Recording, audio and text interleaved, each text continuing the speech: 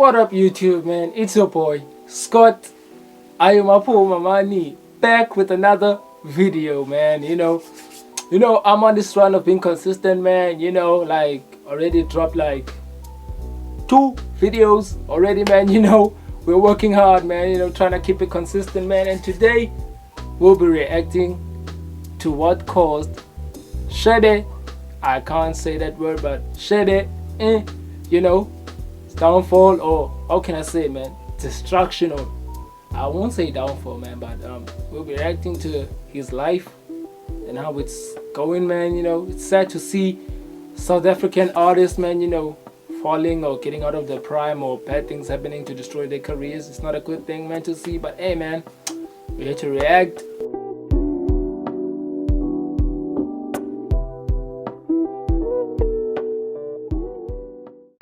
Went from making $1 million demand, over $1 million.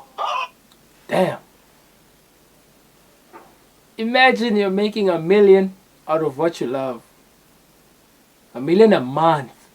Not a year, a month. Woo!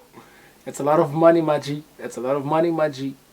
To begging fans for donations just to fix his car.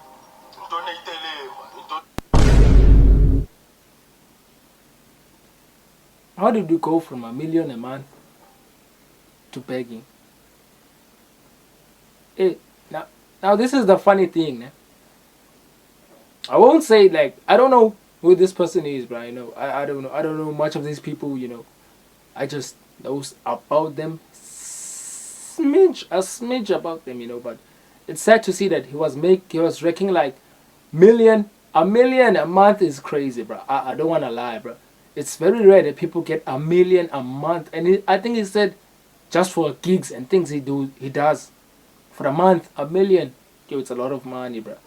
But now we see in this clip that he's asking to, damn, bro. It's sad. It's sad. I can't lie. It's sad. It's sad. It's not good to see, bro. It's never good to see that, bro. He turned pain into power and respect into fame, but somewhere along the way, the fame became a curse. Car crashes, court cases, and a daughter gone too soon. This is no longer just a downfall. Losing a loved one, bro, especially someone that you loved and care about, bro, it's heartbreaking. I can't lie, bro. Like, many things, like, because, like, I would believe that if this means that his daughter passed away, bro, it means that the person that he was striving for and being better for just passed away, and that could mess you up mentally, especially if your motivation is a person like me. For me, like, if I lost, maybe back then, if I were to lose my grandmother back then, bro, that would have damaged me in my life, and I wouldn't be the person I am today, simply because I learned, because in my mind I was like, I'm learning from my grandmother, I'm doing things for my grandmother. One day I'm hoping to be successful before my grandmother, because of her, bro. And to have lost her, maybe then it will be a different story right now, bro. Maybe I'll be someone like gunslinger or a highly addicted person into substance and all that. But man, I thank God, but it's really damaging to lose someone who's your motivation and your drive through life, bro. And it's sad, bro. This is a destruction of a life that once inspired millions, and today we are breaking down every shocking moment that led to his collapse, a truth no one else is willing to tell. Before the fame, before the scandals, and before the chaos, Shebeshkt was just another young man trying to survive the streets of Limpopo. Music wasn't just a passion, it was an escape from a life filled with crime, gang culture, and a constant struggle. Long before the charts and stages, Shebeshkt was deep in the streets.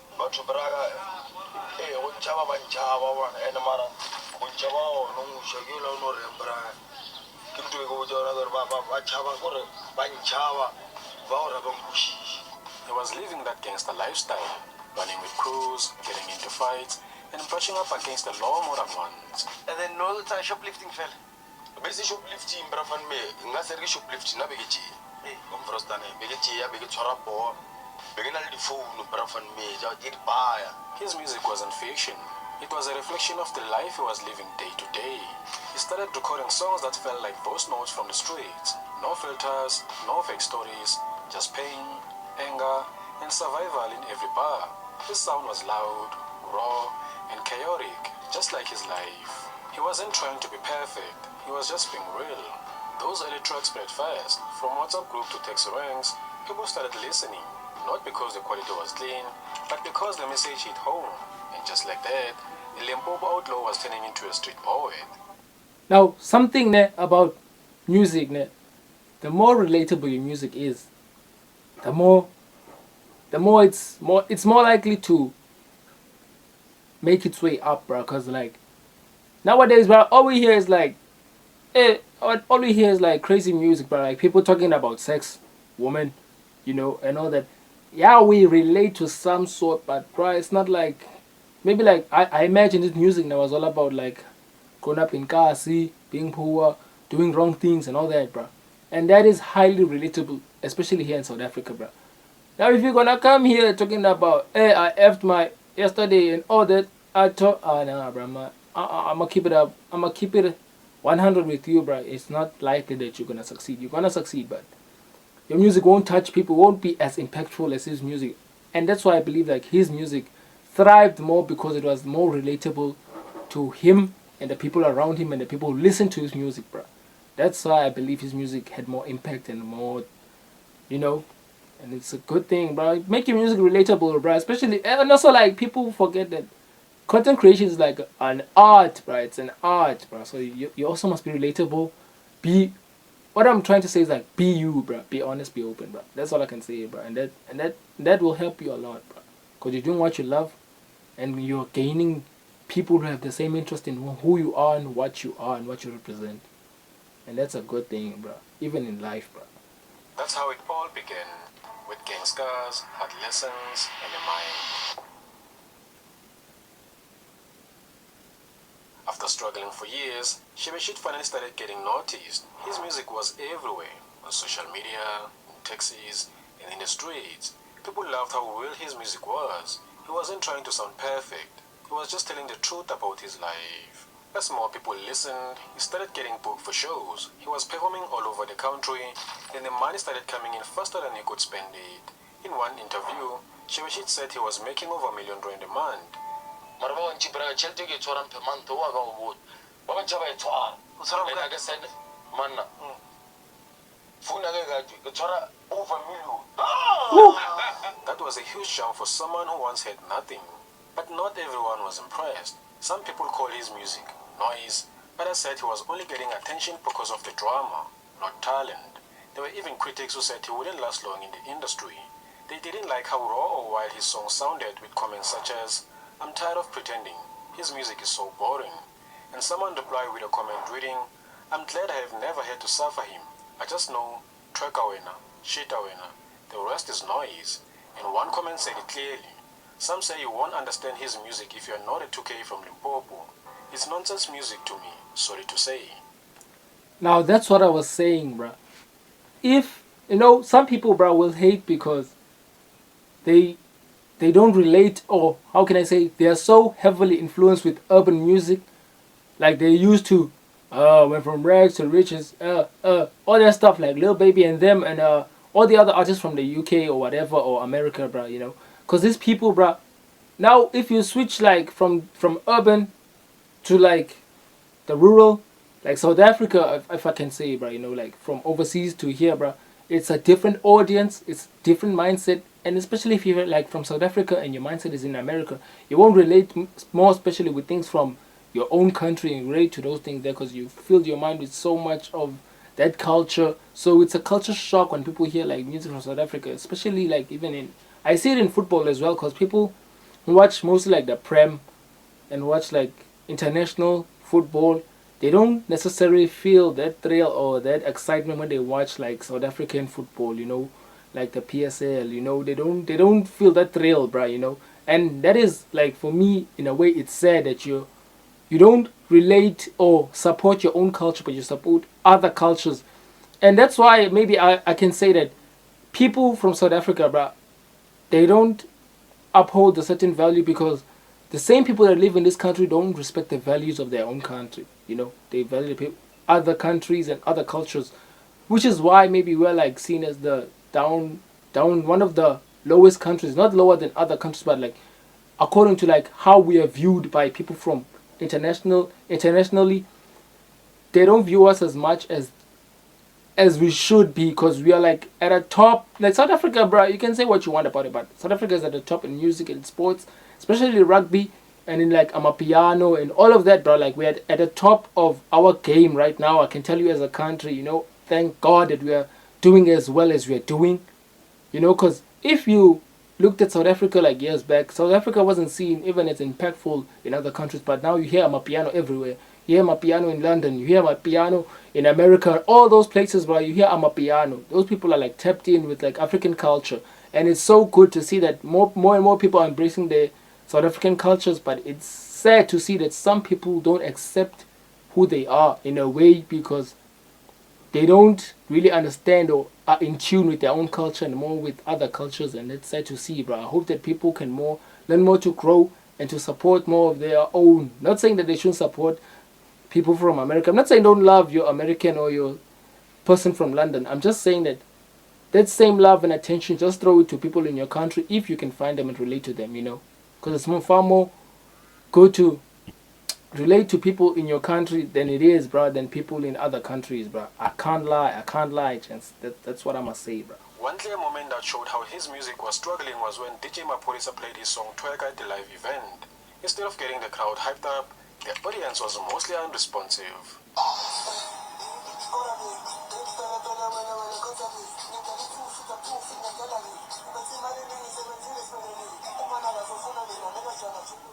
This surprising silence made people question the song's popularity and added fuel to the negative talk about Shebesht's music losing its connections with fans. But Shebesht didn't care. He knew who he was making music for, and it wasn't them. Even with all that money, he didn't forget where he came from.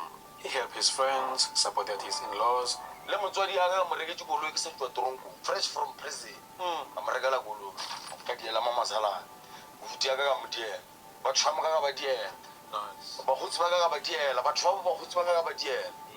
And try to take care of. I see, that's what I'm saying. We shouldn't like hate on something that is not for us, because I don't see a reason for someone to push hate because they don't like that certain person and they prefer someone else.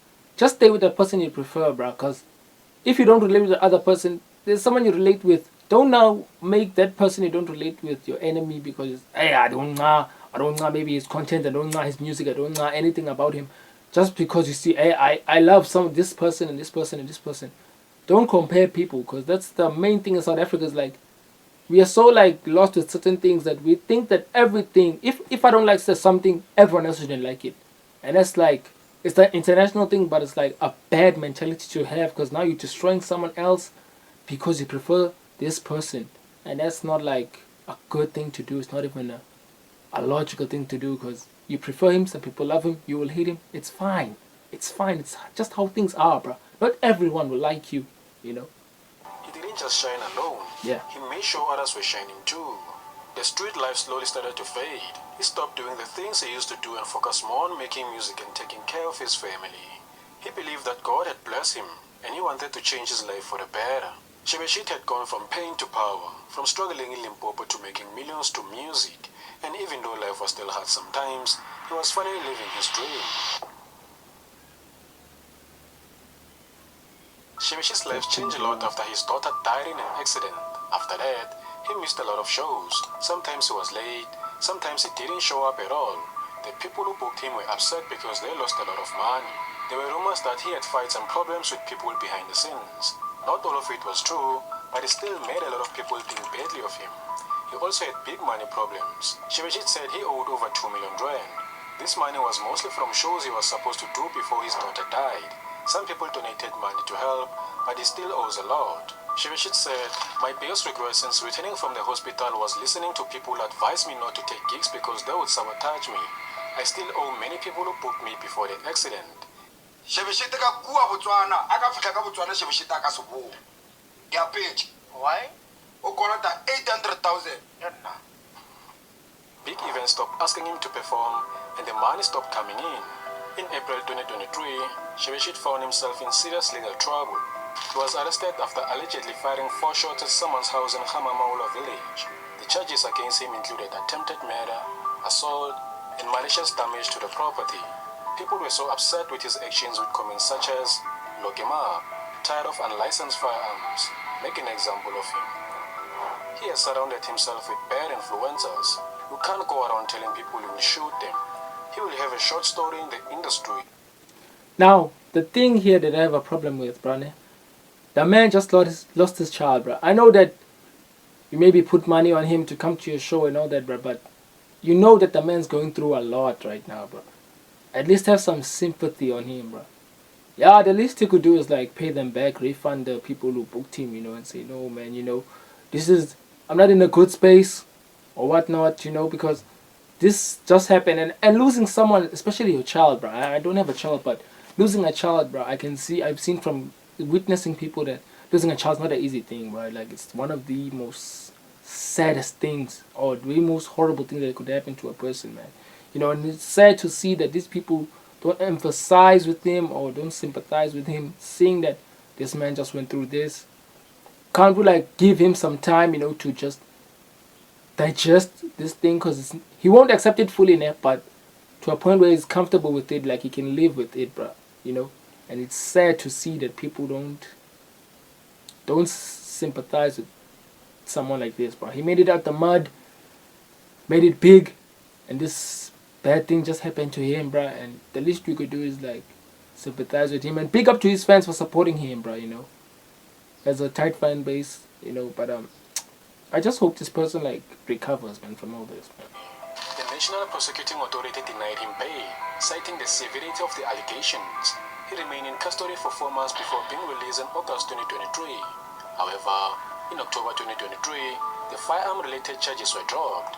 Despite this, the incident added to his growing list of legal issues and raised concern about his behavior and its impact on his career.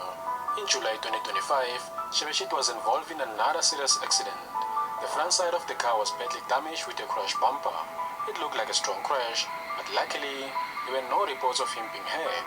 Fans saw the picture online and got worried, hoping he was okay. The accident added to the worries about his safety and the risk he seemed to be taking on the road. Shebeshkt asked his fans to donate money so he can fix his car, showing that it cost more than 230,000 to get fixed.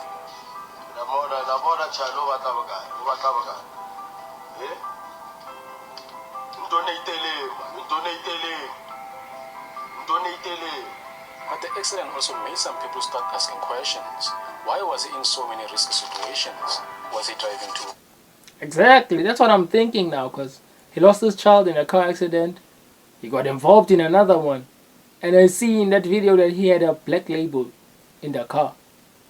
There's a lot going on with this man, First, was he careful enough on the road? Some thought it was just bad luck, while others believe it was part of his dangerous lifestyle.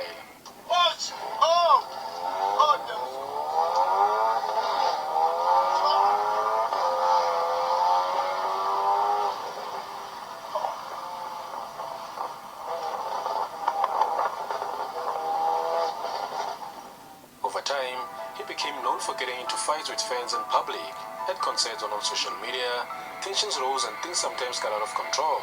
Instead of calming situations, Shebeshkt often made them worse by acting angrily. One of the worst incidents happened when Shebeshkt hit a fan with a bottle. During a show, a fan got too close and Shebeshkt lost his temper. He grabbed the bottle and struck the fan, causing a serious Oh! Videos of the fight spread quickly online, and fans began questioning his behavior. But it didn't stop there. Shebeshkt was also seen threatening to stab a fan after an argument. The threats scared a lot of people and made headlines. This was serious because it showed how far tensions had gone between him and some of his supporters. Some fans expressed their frustrations with comments. Yeah, man, I can't speak for him on that one, because I get sometimes that things happen and fans get out of their minds, but it's not a good thing to act irrationally, especially if you're a public figure or celebrity. You see, there's certain ways to go about things. I know sometimes someone can get too close and you are like, hey baba. Me also don't like people getting too close to me, people, especially people like who can pose a threat. But hey man, there's some ways to de-escalate situations than violence, man. It's crazy. Such as, this guy must be marked as a threat to the society at this point. Mm. Who behaves like this knowing cameras are rolling? And another one said, no, this guy must be arrested. He is too impulsive and barbaric. I still wonder why people are still booking him with such behavior.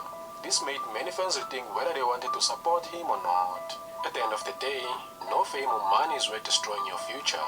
The wild lifestyle might look fun now, but it often ends in pain or regret. And that's the video, man. You know, like, subscribe. And thanks y'all for tapping in. See y'all next time. Have a good one.